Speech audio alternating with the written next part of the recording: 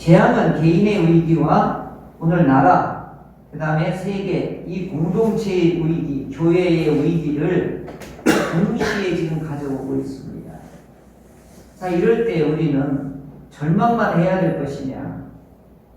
성경은 반드시 해답이 있고 성경은 반드시 살 길이 있기 때문에 오늘 우리들은 하나님의 말씀에 귀 기울이고 하나님의 말씀을 통해 우리가 살 길을 오늘 찾는 지혜를 얻고자 하는 것입니다.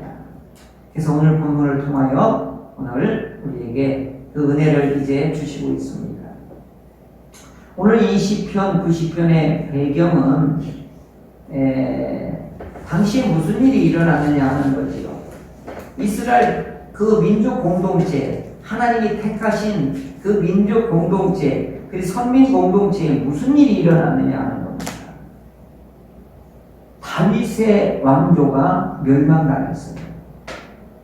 대대로 20대 막 이렇게 내려오던 그 역사가 어떻게 해요? 바벨론에 의해서 그 왕조가, 그리고 모든 귀족들이나 정치 지도자들이나 그리고 훌륭한 학자들이나 뛰어난 사람들을 어떻게 해요? 몽땅 잡아가고 나머지 무지랭이 같은 백성들은 어떻게 했어요? 죽이든지 방치해버렸던 것입니다. 그래서 이스라엘 하나님의 공동체가 어떻게 해요? 무너진 그런 아주 슬프고 매우 고통스러운 그 시대에 이 시편이 나오게 된 것입니다. 자, 그러면 나라를 잃어버렸고 그리고 백성들은 다 노예가 되어버리고 안식일이든 그날에도 가서 노동을 해야 되고 일을 해야 되고 하나님을 예배하는 건 이미 다 잃어버리고 하나님의 말씀은 사라져버리고, 자, 이들이 유일한 탄원과 이들의 간절한 소원은 뭐냐? 이 민족 공동체가 회복되는 거예요. 그래서 이 시편은 1편, 2편, 3편, 4편, 5편 이렇게 구성되어 있잖아요. 1권, 2권, 3권, 4권. 이게 시편에는 이스라엘 이 신앙 민족 공동체의 역사가 담겨져 있는 것입니다. 그럼 90편에는 뭐냐? 이들이 이미 포로기에 놓여있는 그런 암흑기에 있고 매우 고통스러운 시기에 이 시편이 이제 기록된 것입니다. 자, 그러면 왜 그러면 90편에 모세의 노래가 나왔을까? 시편 150편 중에 딱 한 편 나와요. 근데 의도적으로 90편에 모세의 노래를 여기다 배치시킨 것이에요. 왜 그럴까요? 모세는 이스라엘 민족의 나라를 건국한 아버지예요. 그리고 영적으로 이스라엘 백성들을 깨우치고 영도자예요. 그러니까 나라를 회복하고 그리고 백성을 이와 같이 온전케 이끌 수 있는 분이 모세란 말이죠. 그래서 그분의 노래를 여기다 싣고 이제 우리 민족을 다시 출애굽이 아니라 출바벨론 해 주십시오 라고 하는 탐원이, 이 백성들의 간절함이 이 시편에 녹아있는 것입니다. 그러면서 우리는 티끌과 같습니다. 이게 뭐예요? 가루, 부스러기 같다 이런 뜻이거든요. 그러니까 오늘 우리들의 여기에 보면 유명한 말이 나와요. 우리의 연수가 10절에 보면 70이요. 강건하면 80이라고. 그 연수의 자랑은 수고와 슬픔뿐이다. 이게 무슨 얘기냐면 이스라엘의 운명을 개인의 어떻게 해요? 유한함과 한계에 이와 같이 비유해서 지금 이 슬픔을, 이 아픔을 이렇게 노래하고 있는 것입니다. 코로나19에 감염된 분 보니까요, 그 가족이든 가정이든 직장이든 간에요, 한순간에 비참하게 되더라고요. 그러니까 이스라엘 백성이 지금 포로에 끌려가서 비참한 상황에 놓여있는 한 개인이 유한한 존재로서의 수고와 슬픔뿐인 게 없는 그 존재의 유한함과 이와 같이 보는 겁니다. 개인의 운명과 그 공동체의 운명이 수고와 슬픔뿐이오니 하나님 어찌하면 좋겠습니까? 이런 배경에서 이 시편이 여기에 나오게 된 것입니다. 그러면서 이 중요한 이들의 간절한 소원이 뭐예요? 우리의 거처는 하나님이십니다. 고난 중에 있는 민족 공동체의 피난처이고 과거, 현재, 미래까지 우리 민족의 하나님은 안전처입니다. 이것을 고백하고 있는 것입니다. 자, 그럼 오늘 우리들도 이 어려움 속에서 우리 하나님이 안전처이고 우리 하나님이 우리의 피난처시고 우리 하나님이 이 역사를 주관하시는 하나님이심을 오늘 이 재앙과 코로나 속에서 오늘 우리의 믿음의 성도들이 이런 믿음이 회복되기를 간절히 바랍니다. 자, 그러면 우리가 원하는 것이 뭘까요? 세 가지예요. 이 재앙과 어려움 속에서 우리가 이 시편에 나와 있는 이 백성들과 이스라엘 백성들과 오늘 우리의 신앙의 우리 백성들의 마음은 같습니다. 우리가 원하는 것이 뭐냐? 세 가지인데, 첫째는 우리를 긍휼히 여기소서. 긍휼히 여기소서. 이것이 하나님 앞에 간절한 우리의 원함입니다. 여기서 긍휼히 여겨달라고 하는 뜻은 어머니가 자녀를 대하듯이 위로해 주소서, 이런 뜻이에요. 그러니 뭐예요? 포로에서 이제는 우리를 돌아오게 해주세요. 포로에서 우리를 해방시켜 주세요. 이 압제에서 우리를 벗어나게 해주세요. 어머니가 자녀를 품에 안고 위로하듯이 하나님이여 우리를 긍휼히 여겨주소서. 이것이 오늘 우리들이 금식하며 하나님 앞에 함께 같은 마음으로 부르짖는 기도가 되시기를 간절히 바랍니다. 두 번째로는 하나님 우리를 즐겁고 기쁘게 하소서. 이 어려움 속에서 우리를 즐겁고 기쁘게 하소서. 뭐라 하냐? 우리를 언제까지 버려두시려 하십니까? 그러니 가난한 자들이 배불리 먹어 만족함이 되게 하소서. 이렇게 지금 우리는 기도해야 될 것입니다. 이 당시에 이 백성들의 이 고통과 이 비참함과 이 노예의 이런 한탄이 하나님 우리를 빨리 기쁘게 그리고 즐겁게 하옵소서. 이 간절함이 이 시편에 담겨져 있는 것입니다.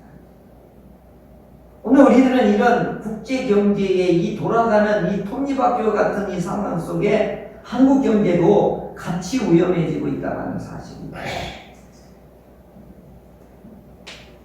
그러니 오늘 우리들이 서민들이 할 수 있는 일은 아무것도 없어요. 내 한 끼 먹고 내가 하루 벌어 살아가야 되는 일이 숨이 막히는데 어떻게 우리 한국의 경제까지 우리가 생각할 수 있겠습니까?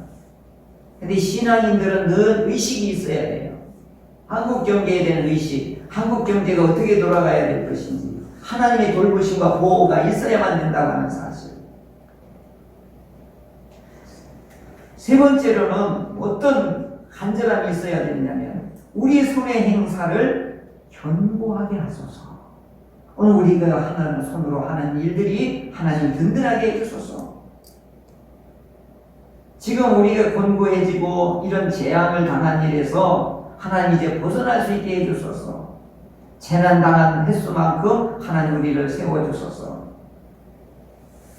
그래서 어떻게 해요? 우리 손으로 하는 행사를 하나님 붙잡아 주소서. 견고하게 해주소서. 이게 뭐예요? 오늘 우리들의 노력이나 우리들의 수고나 우리들의 애씀이 헛되지 않게 해달라는 것 아니겠습니까? 이 모든 여호와께서 지켜주지 아니하시면 파수꾼의 경계가 허사로다, 이렇게 말씀하시잖아요. 이게 지혜이거든요.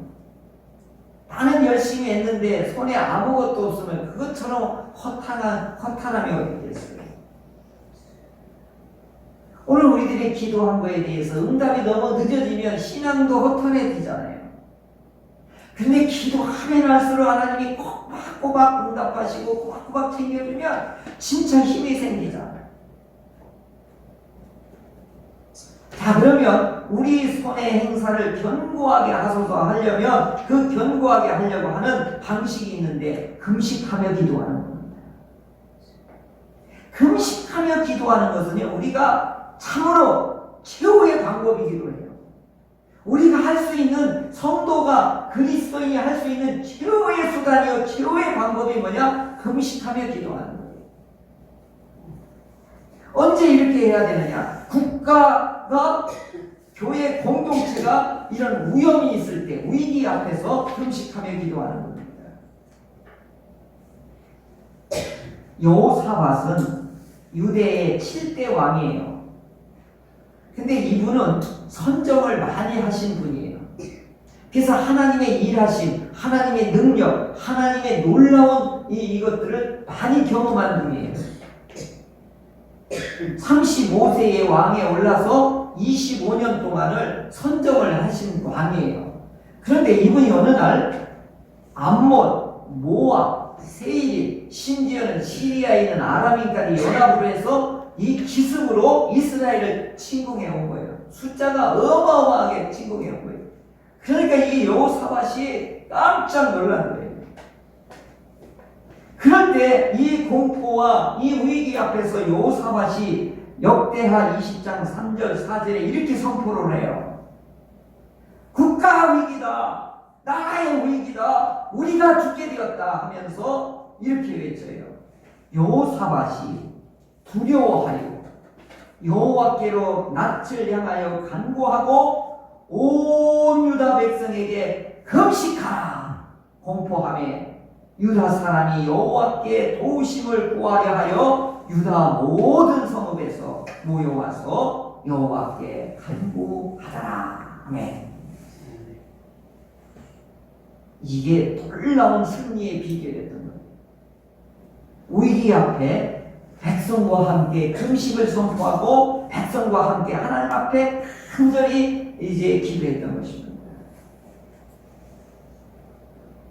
느헤미야가 이제 포로되어서 바사 왕국에 있을 때인데 고향 이스라엘 예루살렘이 다 무너지고 성이 무너지고 하나님의 성전이 회파되고 그리고 이방인들이 와가지고 이 땅을 차지하고 있습니다. 그 소문을 듣고 느헤미야 1장 4절에 이렇게 해요.